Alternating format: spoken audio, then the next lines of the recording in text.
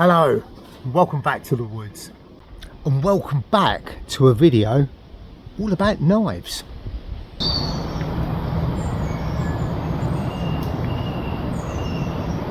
Or to be more exact, all about, well, what I think of as a neck knife.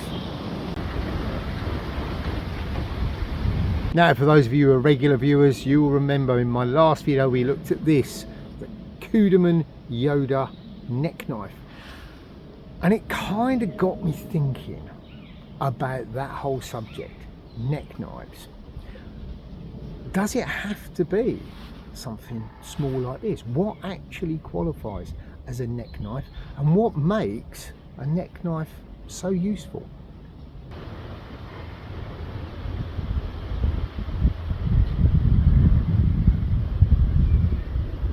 So what does make a neck knife so useful? Why are they so popular? In fact, I've long favoured a neck knife.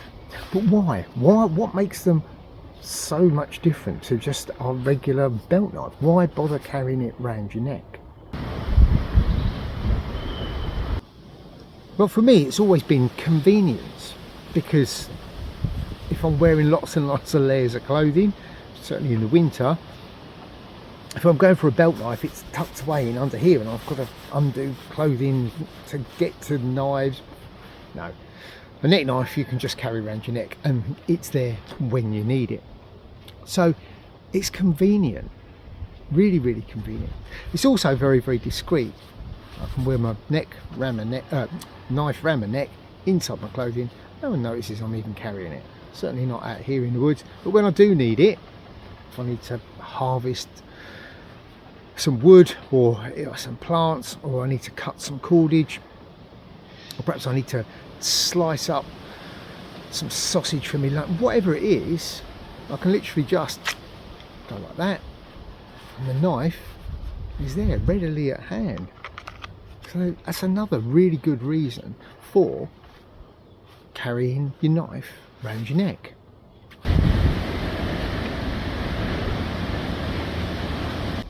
So what constitutes a neck knife?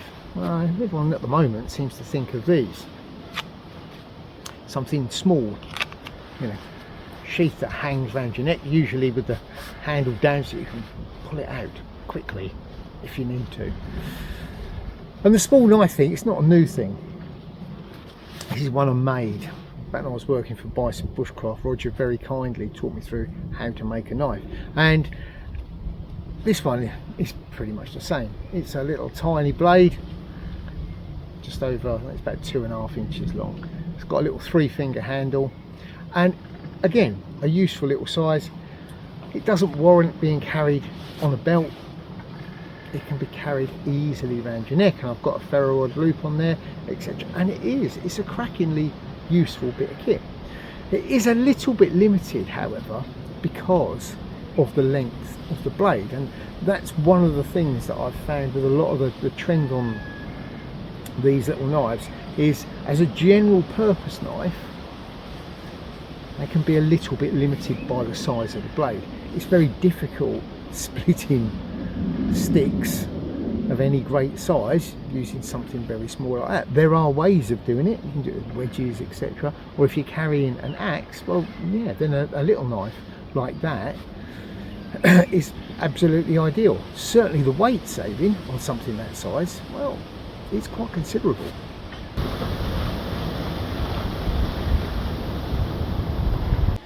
Now, a lot of folks, me included, my normal bushcraft knife I carry around my neck. The late great Morse Kahansky, well, he carried a Mora knife round his neck, and the Mora knife, the little basic models, little 511s and 510s, a lot like this little Halterforce Craftsman. They don't weigh anything. They haven't even got a full tang. It's only a little stick tang in there, and you've still got, well, pretty much a full-size blade. But the whole package doesn't weigh very much at all.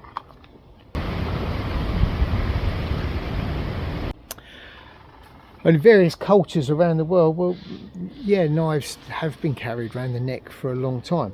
The Puko Well, they're normally in a sheath with a buttonhole on it, and it can be buttoned to your clothing, but they're equally as comfortable in a little sheath that can be hung around your neck. This particular one, this is one that Simon Hardy at Ashdown Forest Crafts made up for me years ago, and it's a little polar blade with a little stick tang in there, so again it weighs nothing.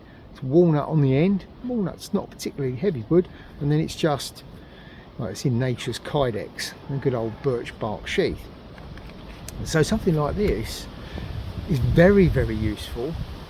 A lot of people say puukos are quite weak.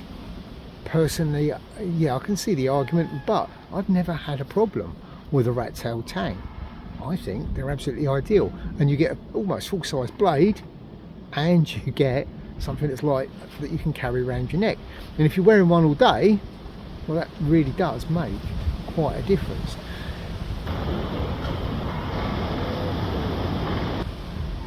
Good old Ray Mears, he's got his woodlaw knife, which nowadays I see he seems to only carry on his belt. A long time ago he did carry it around his neck in a couple of his videos, but that didn't last very long because it's a full tang, 4mm thick, quite heavy knife, and if you're wearing that around your neck all day, well, you've either got to have a neck like the Hulk, or it's going to get quite tiring. As I said, my knives that I've had over the years, well, that I've used for work, have always been fairly light. This is one that Roger Harrington made up for me years ago, and it's a cracking little knife, and this was the knife that I used when I was teaching for Roger all the time. He'd made this up for me. It's got a nice pear wood handle, it's 01 tool steel, it's only 3mm thick, it's got an oak tanned leather sheath, and weight wise this is considerably different to a woodlaw. It will do pretty much everything the woodlaw will, it's just a lot lighter to carry.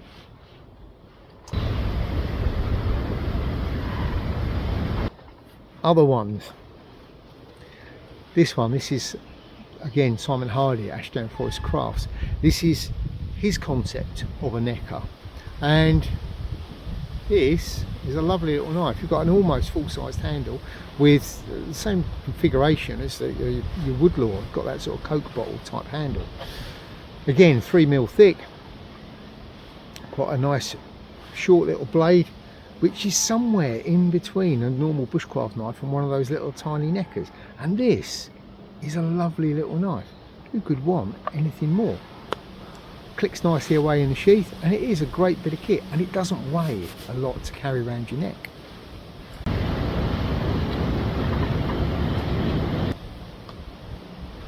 These traditional type bushcraft knives are all well and good, but if you're in environments where it's wet or it's salty, the sheaths tend to get misshapen and go a bit soggy, and the 01 tool steel doesn't particularly like saltwater environments. So for that I've got this, and this is a little tiny Gene Ingram in S30V, which is a stainless, and it's got a McCarter handle.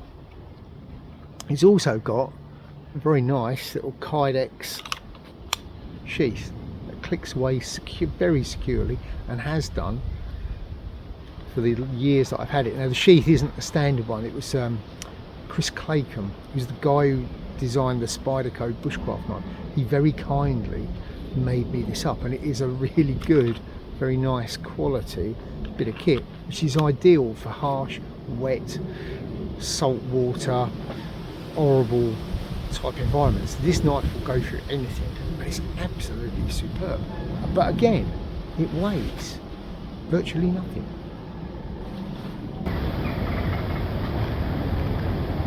So there you go, that's my thoughts on neck knives, neckers, as I believe they're referred to nowadays.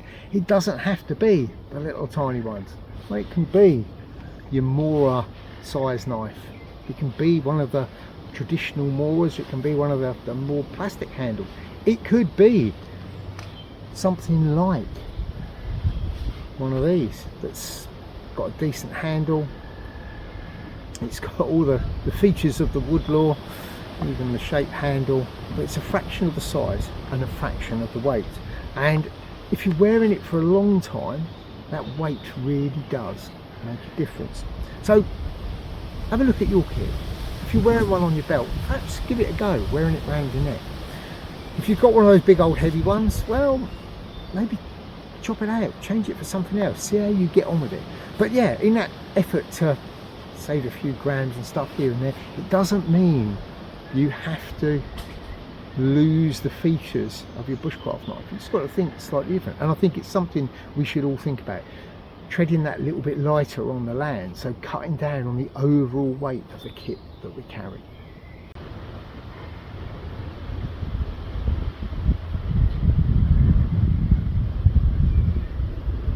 So there you go, those are my thoughts on neck knives, why I carry one and why I think you probably should carry one if indeed you're not already.